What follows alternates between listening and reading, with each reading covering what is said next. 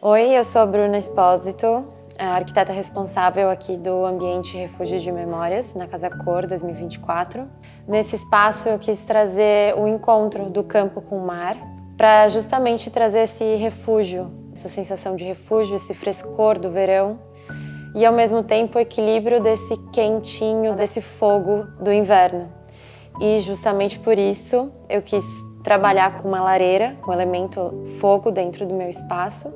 E as lareiras da SC Lareiras foi super importante aqui no espaço e representou total o que eu estava buscando, justamente porque eles me apresentaram alguns modelos já existentes que eles tinham em casa.